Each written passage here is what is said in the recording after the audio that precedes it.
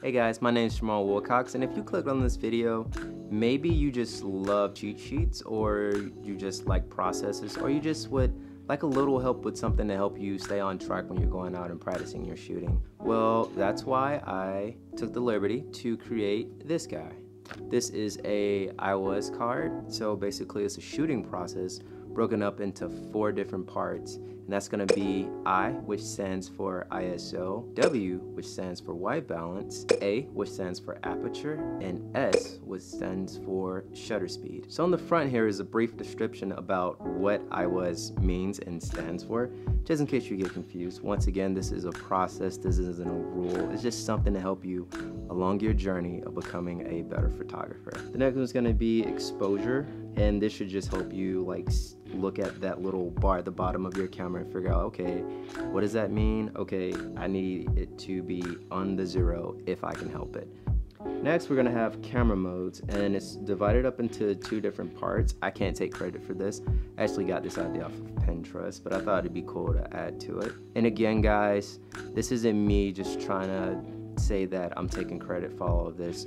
My personal belief is that photography is a community, not so much a competition. So I believe that we're always able to help each other out. Make sense?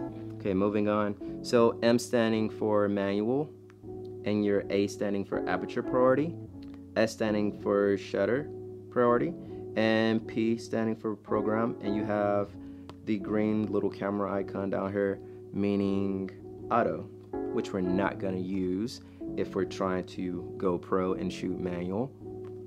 So if you flip the card over, you're gonna see a lot of different things. It looks like a lot's going on here. So at the top, you're gonna see our step 1, which says ISO.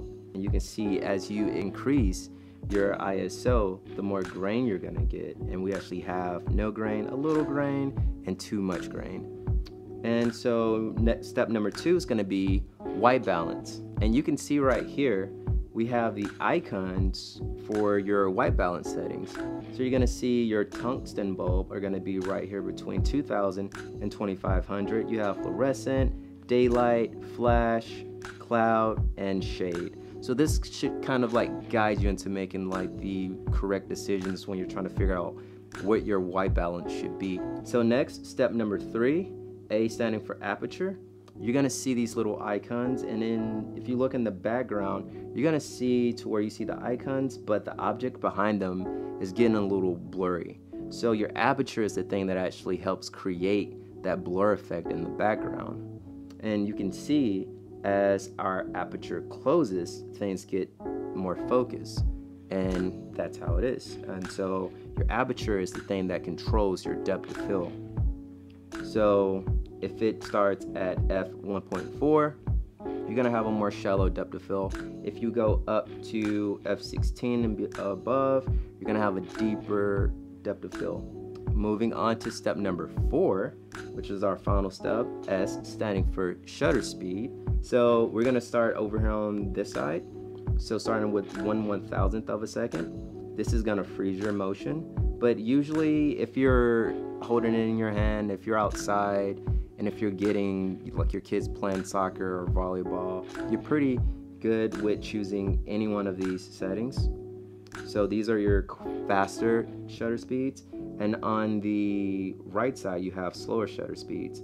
Your slower shutter speeds, you're probably either gonna need a tripod, or it's probably for more of artsy type of photograph. Like if you're trying to capture the light trails of a car, that'd be a good idea to use a lower shutter speed. So that's kind of what the card has, and I really hope that is useful. And feel free to also print your own. There's a file in the description below so that you can print, cut out, and even laminate if you like.